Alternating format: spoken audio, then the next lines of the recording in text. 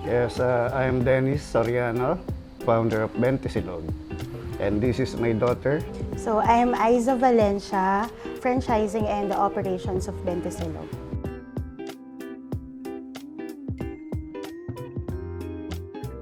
Well, ang Bentisilog ay started at 2010. Ang una namin pwesto is sa cart, located at PUP Poresa Street in front of engineering department.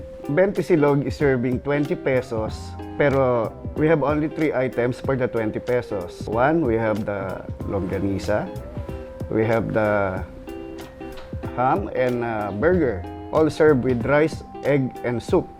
Para sa mga budgeted customers and especially sa mga student, as we know, maraming estudyante ang medyo limited at budgeted ang kanilang mga baon. So, I come up with an idea na i-cater sila. Nakita namin naging maganda ang response ng mga estudyante.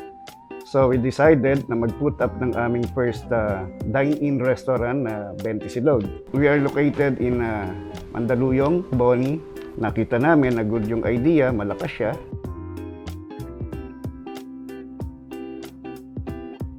Bata pa lang po ako, iba na po yung exposure ng parents ko sa amin sa food business. Yun po yung kagandahan sa kanila kasi pinapakita talaga nila sa amin yung internal and external ng negosyo. So dahil nga po natuwa din po ako na ma-involve sa ganun, bata pa lang po ako, nagsasabi ako, pwede po ba ako maki-order take sa pwesto or yung kainan natin? So kaya po nagkaroon lalo po ako ng interest hanggang mag-college ako na makapasok talaga sa food industry, maging negosyante na katulad ng daddy ko. Kaya ang inspirasyon ko kasi palagi yung magulang ko ano man yung advocacy nila, maitutuloy ko din. So yun po yung magandang nakuha kong trait sa kanila. Kaya po, nung nagkaroon po ng Bentisilog, na conceptualize po ni Daddy ang Bentisilog, doon ko na rin po naisip na tumulong na rin po ako na maituloy-tuloy na po yung ganitong klaseng konsepto.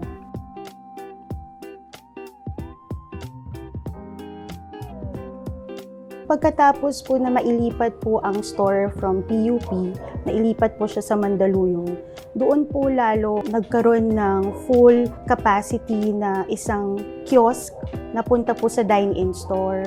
So doon ko po nakita na talaga ang mga customers natin is 24/7 po doon nakakain talaga. All walks in life po yan. Everyone is our target market. Employees, students, at kahit sino po is talagang market ng Bentisilog. That's why ang aming mga customers din po na talaga pong mga loyal customers, sila rin po yung nagtatanong, may franchise na ba ito? Kumikita ba talaga itong ganitong negosyo na ito? Gusto ko rin magkaroon ng ganitong Bentisilog. So doon po nag-start yung franchise namin.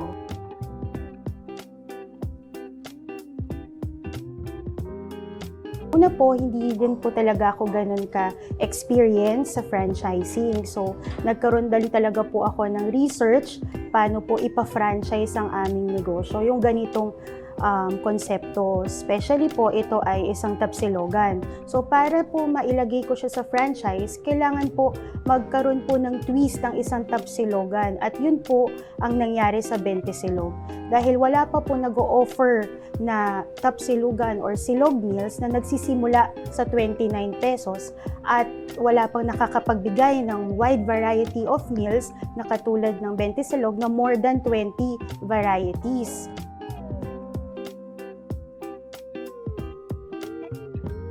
Yes, nung binanggit niya sa akin about the franchising, baka ako magandang idea to. And paano ka nga naman lalaki kung isa, dalawa, tatlong outlet lang meron ka? So, you need the help of franchisee. Marami siyang ideas and alam na niya kung paano magpa-franchise. So, natuwa kami nung huli dahil talaga namang ang daming nag-franchise sa amin.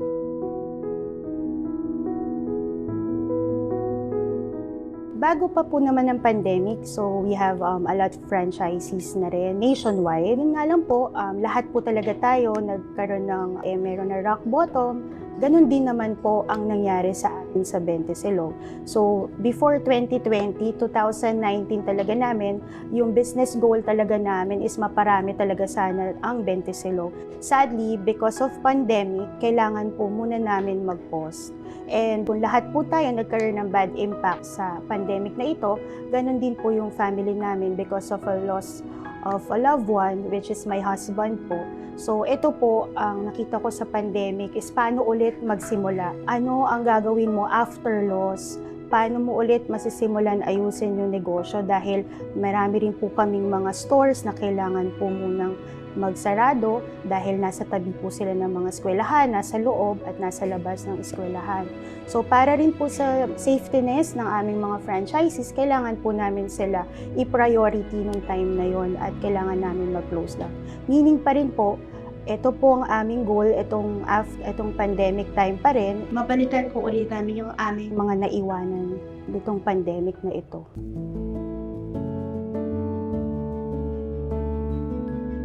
Yung adversity po kasi na nangyari sa journey namin, napakadaming learnings. Ang number one talaga, if you have talaga yung commitment mo dun sa negosyo, ano man ang nangyari doon, na baksak man yan o hindi, kailangan talaga yung commitment mo doon. Kasi ito yung passion mo, ituloy-tuloy mo, nakafocus ka. Yun yung isa pang importante, focus ka paano mo ulit maiayos ulit ang negosyo, paano yung comeback mo or transformation. Kasi ito ang 20 Silog na to, ito yung taon na for transformation. Ika nga nila version 2.0 ang 20 Silog ngayon. So ang lesson palagi is kailangan tuloy-tuloy natin kahit anong mangyari. Yung lakas ng loob, hindi dapat mawawala. In good faith ka naman sa ginagawa mong negosyo, there's always a second chance, third chance kapag gusto mong balikan at makabawi at umahon ulit sa nangyari ng pandemic nito.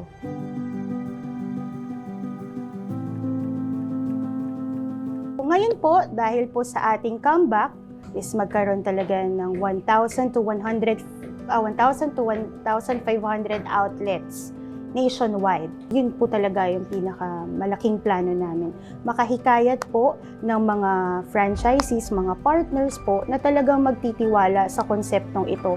Dahil ito pong konsepto na ito, kung nakakapagbigay po ito ng magandang hanap buhay sa isa lang po natin na franchisee, alam po namin na marami po ang tao, ilang libo po ang tao ang matutulungan ng 20 Silog para makapagbigay ng hanap buhay po talaga.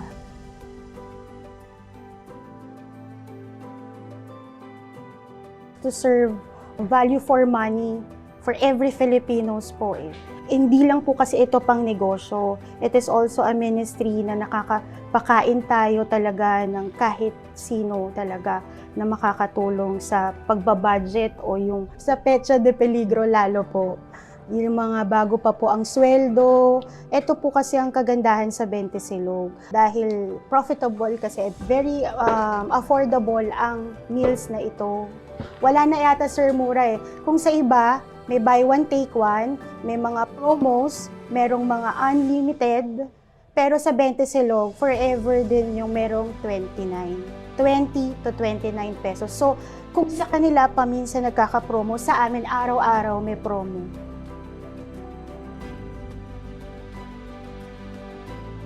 Ang isang bagay sa 20 Silog, yes, we're offering 20 pesos.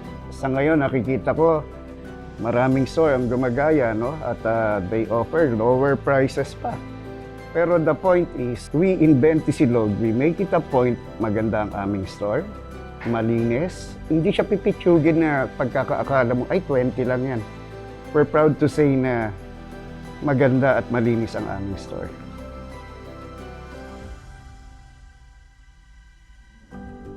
Sa mga franchises po namin, naghihikayat kami na una dapat align ang aming goals o yung vision namin sa 20 Silog. Volume game po ito.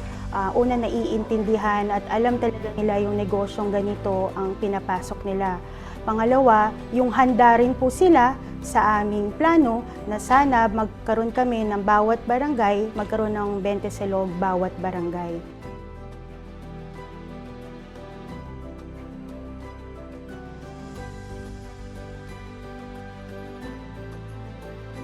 Marami na din naman po kaming nakasama as our marketing arm or sales arm. Pero iba siguro timing talaga na na-meet namin si Miss Chris. Una kasi very accommodating si Miss Chris. And pangalawa, may hinahanap din po kasi ako na para makakatulong talaga sa amin na mas maiintindihan yung aming konsepto eh. Hindi lang po kasi 20 silog yan, ganun lang, hindi po. Siya yung parang nakaka-appreciate talaga ng aming naging effort. Na hindi lang ito dapat yan, dapat mabigyan ng value itong ginagawa ninyo. So with that, talagang wala na po, siguro ilang segundo lang, tara, join na tayo ng link. Dahil excellent talaga si Miss Chris.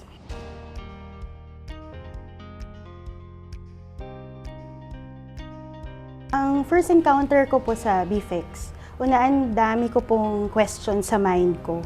Ready na ba tayo for mas bigger collaboration para mas maintindihan tayo or whatsoever? Dahil nga po sa nanggaling sa pandemic, napakadaming questions talaga sa mind ko. And ano yung mga improvements pa na dapat gawin na magiging align kami sa BFIX. So, nung nakita po namin sa kanila na tara, dadami talaga tayo, papadamihin natin ng 20 silog. Yung gusto namin, yung ito na hit kayo ng pandemic, to be honest, nung sinabi yun na hit kayo ng pandemic, ito yon ay kami yon. Kami talaga lahat ng mga hinahanap nila. At sila din nung sa mga meetings and kung paano magsabi sa amin si Ma'am Chris, kung paano namin siya mapapalaki. So dahil po doon, ang aming plano is dumami pa po ng dumami ang mga franchises namin. Again, yung aming teamwork, syempre hindi lang naman po isa ang magtatrabaho para doon. Kami po naman talaga ay makikipagtulungan po talaga sa BFIX para ma-achieve po namin yun. Ang pinaka-importante kasi talaga dahil po sa aming commitment sa franchise, una kasi bago pa kami makapag-meet sa kanila, in-admit din namin ano yung mga mistakes, shortcomings namin as a franchisor. Then after that, ano na ang ating i-improve? Ano na yung dapat natin gawin para mapalaki na natin? Kasi wala nang chance, wala nang laging time na nandyan para meron kang time to improve talaga palagi eh. Minsan, kapag nag-decide ka ng ganito, dapat ito na yun eh. So, ang decision namin talaga, and a good decision talaga, na makasama kami sa BFIX. Sabi nga po nila, kasama nila kami hanggang sa paglaki.